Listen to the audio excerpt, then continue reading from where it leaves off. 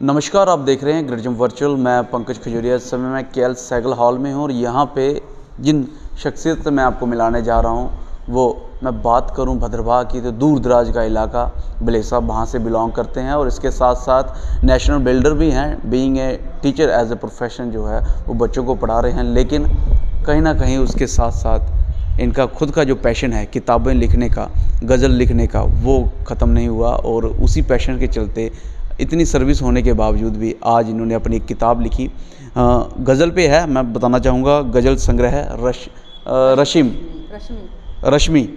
रश्मि है। लगभग 98 चैप्टर्स हैं जिसमें 98 गज़ल्स हैं। रश्मि की इस बुक में मेरे साथ बातचीत करने के लिए शमा भलेसी जी, हालांकि इन्होंने अपने इलाके के नाम पे ही जो है अपना पेन नेम रखा है। जानने की कोशिश करेंगे क्या पूरा नाम है। मैम क्या कहेंगे, आज जब अपने गज़ल संग्रह रश्मि रिलीज़ की है, क्या कहना चाहेंगे? सर बहुत खुशी महसूस कर रही हूँ, ये मेरा सपना था, ये आज पूरा हुआ।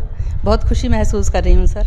और साथ में एकेडमी वालों का भी मैं बड़ा शुक्रगुजार हूँ कि उन्होंने भी ज़ीनत बख्शी मेरी सदना सी कोशिश को। अच्छा, आप शुरू से लिखने का शौक़ रखते हैं? हाँ जी, बिल्कुल। बचपन से मैं लिखती थी और बचपन से ही शौक़ था मेरे को लिखने का। तो चलो ये कोशिश थी एक थोड़ी सी, तो वो कविताओं के अलावा, कहानियों के अलावा आपने क्या सोचा कि गज़ल लिखी जाए? गज़ल ऐसा कहा जाता है कोई बहुत खुश हो तो तब लिखता है, जहाँ बहुत गमगीन में हो तो तब लिखी जाती है, जहाँ गाई जाती है। तो गज़ल के बारे में कहाँ से आइडिया आया? सर ये जो गज़ल है ना, मैं सच कहूँ तो ये एक समझ लो आप दिल से निकलती है जो बात है, वो गज़ल है। मैंने वो सच कहा ना, जहाँ हम अक्सर जहाँ बुक रिलीज़ में जाते हैं यही सुनने को मिलता है। बिल्कुल सही सर। ये जो दिल के ख्याल आते हैं उसको हम कागज़ों पे उतारते हैं, खुद ब खुद उतर जाते हैं सर। क्या थी मन की बात जो रश्मि में आपने लिखी है, क्या है? जैसे आसपास से मेरे को आइडियाज़ मिल जाते हैं। कोई 3-4 कोर जो इसमें लिखे हों, लाइन्स कोई जिस कंसेप्ट के ऊपर लिखा हो आपने?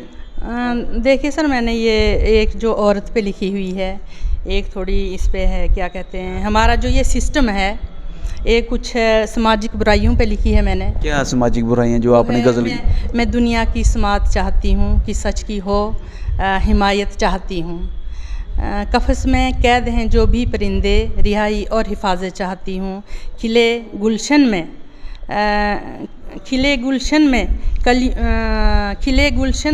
याद नहीं आ रहा सर मेरे को। खिले गुलशन में कलियों की न लूटे कोई असमत चाहती हूँ। तो ऐसी जैसी कुछ चीज़ें हैं सर जो मैंने लिखी हैं। जैसा मैंने अभी आपसे सुना तो मुझे ऐसा लग रहा है कि आपने उर्दू और हिंदी के दोनों के अल्फाज का मिश्रण करके जो है जो ये गज़ल लिखी है। हाँ सर बिल्कुल। जैसे जहाँ मुझे कहीं ज़रूरी लगा बहर में लाने के लिए, तो उधर कहीं कहीं मैंने हिंदी शब्द का भी प्रयोग किया है। आपने अस्मित बोला, वो बड़ा पर्टिकुलर हिंदी शब्द है। कौन सा? अस्मित। हाँ बिल्कुल बिल्कुल। जहाँ मुझे ज़रूरत पड़ी है सर, तो मैंने, अगर वहाँ उर्दू फिट नहीं हुआ तो मैंने हिंदी शब्द का भी प्रयोग किया है। कितना ज़रूरी है गज़लों का लिखना, और ख़ासतौर तौर पे मैं दूसरे हिसाब से बोलूँगा, बीइंग ए राइटर तो आप किताबें लिख रहे हैं, लेकिन उसको किस तरीके से रीडर्स तक पहुँचाया जाए, क्या ये भी चर्चा रहती है कहीं ना कहीं? जहाँ किताब लिख दी तो बस हो गया? नहीं सर, ऐसे नहीं है। हम चाहते हैं कि लोग हमारे इनको पढ़ें और कुछ सबक भी लें, जो चीज़ें लिखी हैं उन पे कुछ अमल भी करें। मैं जब बात कर रहा था, जहाँ पे पता चला बलेसा से हैं, पूर्व मंत्री चीफ मिनिस्टर गुलाम नबी आज़ाद साहब वहाँ से हैं, और अच्छा जी सर बिल्कुल। बहुत हमको इज़्ज़त देते हैं। मेरे ससुर के वो स्टूडेंट हैं। अच्छा, हाँ सर, काफ़ी हमारे घरेलू टर्म थे, उनके साथ बहुत इज़्ज़त देते हैं मेरे ससुर को। आज की दौर में 21st सेंचुरी में दूर दराज के इलाके से एक किताब लिखने का जो आपको लगता है श्रेय मिल रहा है, मैं आपके ससुर जी को भी सुन रहा था, आपके परिवार वालों को काफ़ी श्रेय दे रहे थे, तो उस श्रेय को किस तरीके से देखते हैं? सर मेरे को खुशी हो रही है, बस खुशी हो रही है सर उस बात की कि चलो मैं आगे भी, मुझे मतलब हौसला मिला, हौसला अफजाई हुई मेरी कि मैं आगे भी कुछ और लिखूँगी और समाज को दूँ कुछ। जी सर।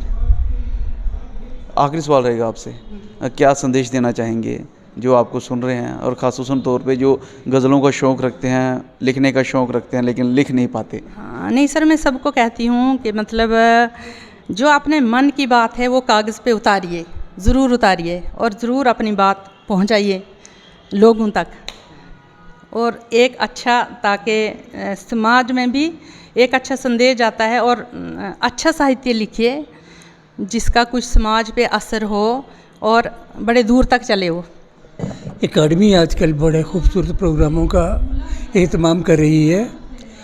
उसी सिलसिले में आज के जो कड़ी है, आज एक किताब का इजरा हुआ, गज़लों का मजमुआ है और टाइटल है रश्मि। इस किताब में बड़ी खूबसूरत गज़लें हैं शमा जी की। वो जो भी बात कहते हैं दिल की बात कहते हैं और बड़े तरीके से कहते हैं। उनकी शायरी ने हमें बहुत महसूस किया और मखसूस भी किया। हम आज के दिन उनकी शायरी को हमने सुना और महसूस भी किया। ये गज़लों की एक अच्छी किताब है। मैं चाहूँगा कि शमा इसी तरह से आगे भी अपना कलाम जारी रखे और ये सफ़र उनका चलता रहे। जी हम भी चाहते हैं, लेकिन गज़ल के ऊपर आप क्या कहेंगे वो भी जानना चाहेंगे। ये तो किताब में आपने कह दिया, लेकिन गज़ल पे क्योंकि जैसे मैंने कहा हाल दिल बयां करता है, चाहे खुश हो या गमगीन हो, गज़ल जो है एक माध्यम है।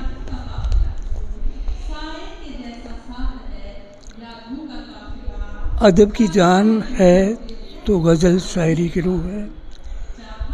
शायरी अगर अदब की जान है तो गज़ल शायरी की रूह है, जो दिल की गहराइयों तक उतरती है, जो एक अदीब व नकाद किसी नावल, कहानी या तनकीदी मजमून में नहीं कह पाता, वो गज़ल का एक शेर कह जाता है।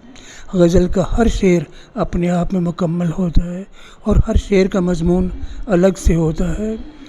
शायर अपनी शायरी को खूने जिगर से सींचता संवारता है।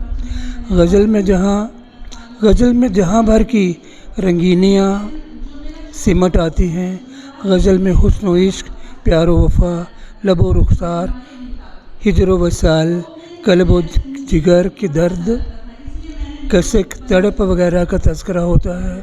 मगर आज बदले हालात में इश्क व हुस्न के साथ साथ फ़िक्र माश भी है। आज की गज़ल में गम जाना के साथ साथ गम दौरान भी शामिल है।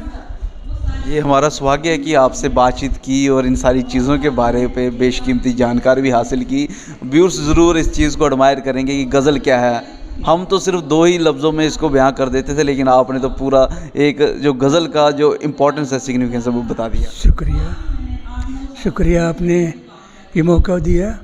मैं आपका एक बार फिर शुक्रिया अदा करता हूँ। आज की जो बुक है शमा भलेसी जी, इनका नाम है स्वर्ण रेखा कोतवाल। ये किताब मेरे तक पहुंची नहीं है, इसलिए मैं इसके बारे में इतना जानती नहीं हूँ, लेकिन जो भी यहाँ इनके अशार पढ़े गए हैं, जो भी इनकी जो शायरी है, पोइट्री पढ़ी गई है, उससे ये मुझे पता चलता है कि ये उर्दू से इनकी वाक़फ़ियत है, उर्दू इनके जहन में है। वो उसे अच्छे से उन्होंने देखा कि रदीफ़, काफ़िया सब बहुत ही खूबसूरती से लिखा है। तो इसलिए मैं उनको मुबारकबाद देती हूँ कि भाई उन्होंने ये काम किया है। और सबसे खुशी की बात यह है कि आज हमारे जम्मू की, ये तो भलेसी की हैं, भलेसी एक चंबा के पास जो एक बड़ा खूबसूरत शहर है, वहाँ से इनका ताल्लुक़ है। और चूल्हे चौकों से निकल के औरतें जब ये लिखती हैं, काम करती हैं, उनकी सोच बदली है, तो एक बहुत ही काबिल तारीफ़ बात है, बहुत अच्छा लगता है। आपने दूर दराज क्षेत्र का जिक्र किया, तो वो भी अपने आप में एक चैलेंजेबल रहता है, तो उस पे क्या कहेंगे? इतने दूर दराज क्षेत्र से आके किताबें लिखना और वो भी गज़ल के, तो क्या कहेंगे? बिल्कुल, देखिए कमल का फूल कहीं भी खिल सकता है। हमारे पहाड़ों के लोगों में ऐसे ऐसे कंठ हैं, ऐसा ऐसा अच्छा गाते हैं, लोकगीत सुनिए आप उनके। बस हुआ क्या है कि पिछले वक्तों में ये आपके सब चैनल वगैरह होते नहीं थे, तो ये सब बाहर नहीं आया। कुछ भी इनके जो आर्ट है, इनके पास जो कल्चर है, अब क्या हुआ कि अब इतना ज़्यादा ये सब चीज़ें आ गई हैं बिकॉज़ ऑफ आपके जो चैनल हैं। इन्होंने गांव-गांव पहुंच के इन लोगों को ढूंढा है और उनको बाहर लाया है। ये अपने आप में एक बहुत बड़ी उपलब्धि है, बहुत ही काबिल तारीफ़ बात है। अगर ये आप लोग सब नहीं होते तो ये सब वहीं के वहीं सब फूल मुरझा जाते। आप लिख रहे हैं तो इसलिए दर्शाना पड़ता है। मैंने आपने लिखा है तो दर्शाना पड़ता है, लोगों तक पहुंचाना पड़ता है, तभी जो है इसका जो मेन मोटिव है पूरा होता है। मेन मोटिव पहुंचाएगा कौन? आप लोग पहुंचाएंगे। तो इसके लिए मैं मीडिया वालों को मुबारकबाद देती हूँ कि ये जो भी लोग काम करते हैं उन्हें आप दूर दराज सब लोगों तक पहुँचाते हैं। मैं देखती हूँ कि हमारे जो चिनाब वैली से बहुत सारी ख़वातीन ने किताबें लिखी हैं, और सबसे पहले मेरी दादी ने लिखी हैं। मेरी दादी की किताब थी कश्मीरी में, तो उसके बाद मेरी सिस्टर्स ने भी लिखी, मैंने भी लिखी हैं। बहुत सारी किताबें मैंने उर्दू में लिखी हैं, शायरी की भी, प्रोज़ है या पोइट्री है, मैं हर इसमें लिखती हूँ, और ख़ास करके वुमेन के लिए। तो वुमेन के लिए मेरे शाना बशाना खड़ी हूँ। तो शमा बलेसी साहिबा जो हैं, ये मेरी क्लासमेट भी हैं, एक साथ हम कॉलेज में मैं पढ़े आपको हैं। यहाँ पे इंटरप्ट करूँगा। आपने कहा वुमन पे, उनसे बात कर रहे थे शमा जी से, वो भी कह रहे थे मैंने वुमेन्स और जो हमारे आसपास की चीज़ें उनको लिखा। जी हाँ, तो मैंने हर विषय को लिया है अपनी बुक्स में। मैं लिखती हूँ, चाहे बेटी बन के, माँ बन के, बहू बन के, बीवी बन के और बहन बन के, मतलब हर रिश्ते को मैंने वो। और बहुत सारे लोग जिस वक्त मुझे सुनते हैं तो रोने आ जाते हैं, क्योंकि वो पॉइंट्स भी जो कोई कह नहीं सकता, मैं उनको भी बोल्डली बोलती भी हूँ। और मैंने देवियों को भी अपनी किताबों में शामिल किया है, चाहे वो एंशिएंट इंडियन, वो एंशिएंट वर्ल्ड की कोई देवियाँ हैं, अरेबिक की कोई देवियाँ हैं, तो वो सेम ही थी, तो वो मजबूत देवियाँ थी, तभी तो हमने उनको आज तक पूजते आए हैं। तो इसी तरह से आज की देवी जो है वो शस्त्र उसका क्या है, पेन है या ज़ुबान है।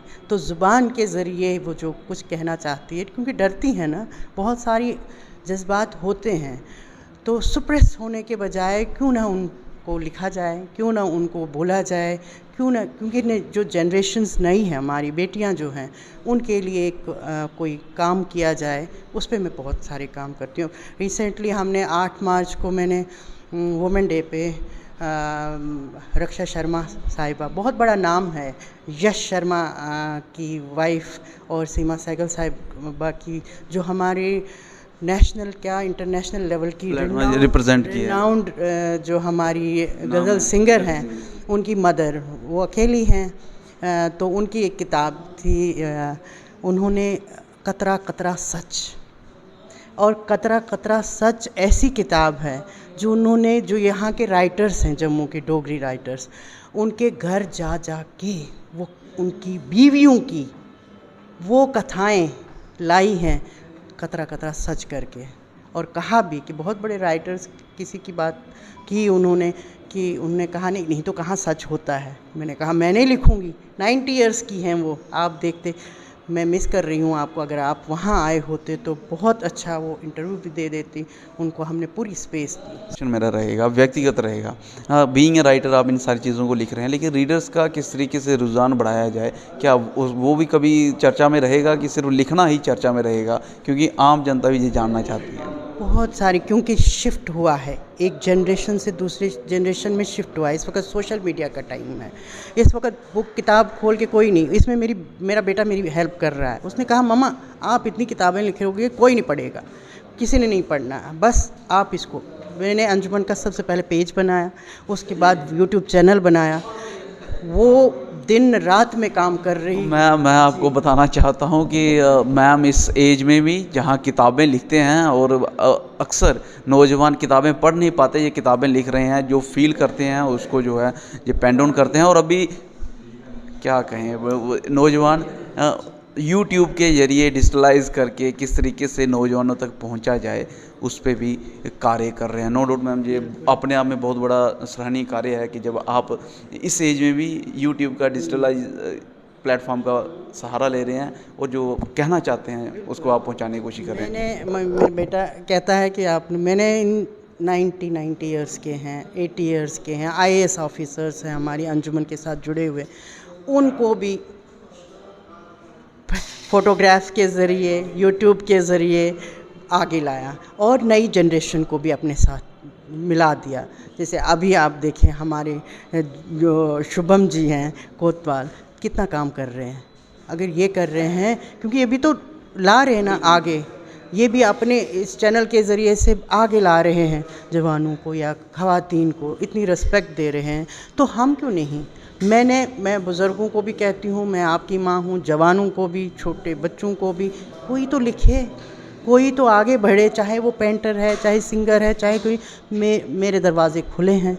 मैं कोशिश करूँगी, मैं अपना दिन रात दे रही हूँ कि नहीं, कहीं ना कहीं कोई लड़की हेजिटेट ना करे, कोई जवान हेजिटेट नहीं।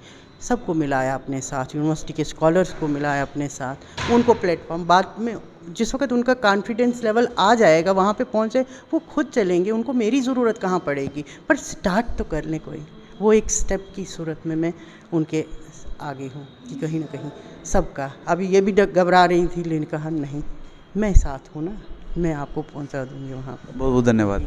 कि बुज़ुर्गों के साथ भी, जवानों के, और सबको ये मैसेज देती हूँ कि हर एक के साथ रहिए। जिस वक्त जिसको जिस चीज़ की ज़रूरत है, उसकी ज़रूरत पूरी कीजिए और उसका साथ बनाइए, उसका कंधा बनिए, उसकी सहारी, उसकी बैसाखी बनिए। जी बहुत बहुत शुक्रिया। मैं बुनियादी तौर से मैं खुद भी एक गज़ल राइटर रही हूँ। शुरू से हिंदुस्तानी में शुरू किया था, फिर मेरा सफ़र डोगरी तक पहुँचा। डोगरी में मैं गज़ल कहती हूँ। गज़ल एक बड़ी खूबसूरत विधा है कि जैसे पहला मिसरा कंप्लीट होता है, दूसरा मिसरा जब अपनी गिरा खोलता है तो हर किसी के मुंह से वाह निकल जाती है। तो इसलिए गज़ल की विधा तो सदियों से चली आ रही है। हम लोग और जगजीत सिंह साहब जी का बहुत बहुत धन्यवाद कि उन्होंने पूरी नस्ल को गज़ल से जोड़ दिया। तो आज जो रशिम यहाँ पे रिलीज़ हुई है स्वर्ण जी की, उनको मैं अपने दिल की गहराइयों से बहुत बहुत बधाई देती हूँ। और ऊपर से पूरा कंप्लीट प्रोग्राम था, गज़लें पढ़ी उन्होंने, वो भी बहुत खूबसूरत, और धर्मेश जी ने गाई। क्योंकि गज़ल जो है जब गाई जाती है तो सब तक पहुँचती है। तो क्योंकि किताबें तो छपती रहती हैं, पढ़ के लोग छोड़ देते हैं, लेकिन जब गज़ल गाई जाती है तो लोगों के साथ एक आध शेर घर चला जाता है। बस गज़ल तभी है जब कुछ कहीं लबों को छू जाए और लोगों के दिलों में और घर तक चली जाए, तो उसमें सफल रहा आज का कार्यक्रम। मैं देख रहा था जब वहाँ पे गज़ल गाई जा रही थी, तो आप ऐसा लग रहा था कि पता नहीं कहाँ खो गए हो आप। धर्मेश जी बहुत बढ़िया गाते हैं, तो गज़ल जो है उनकी अदायगी भी बहुत खूबसूरत है। तो उन्होंने जैसे जैसे बंदिशें गाई तो खूब लुत्फ़ लिया मैंने। आज का प्रोग्राम बहुत ही बढ़िया रहा। नौजवान पीढ़ी को क्या कहना चाहेंगे? कहीं ना कहीं ये भी चल रहा है कि किस तरीके से रिवाइव किया जाए। मैम से बात कर रहे थे, वो कह रहे थे कि मैंने वुमेंस के ऊपर लिखा है, जो हमारे आस पड़ोस में होता है उसके ऊपर लिखा है। तो नौजवान पीढ़ी को किस तरीके से संदेश? हमारी नौजवान पीढ़ी दूर नहीं है चीज़ों से, कोक स्टूडियो तक सिमट गई है। तो लेकिन ऐसा है कि उनके जैसे कोक स्टूडियो है, इसी तरह के प्रोग्राम भी हो जाएं ताकि बच्चे अदब के साथ जुड़े रहें। कहीं ना कहीं लिखने पढ़ने का एक ही मकसद है कि अदब और एक तहज़ीब, उसके साथ बच्चे जुड़े रहें, और अदब के हवाले से ही संस्कृति से बच्चे जुड़े रहें। तो उनकी तरह का कोई प्रोग्राम बनाया जाए तो ये सारी चीज़ें उन तक भी पहुंची जाएंगी।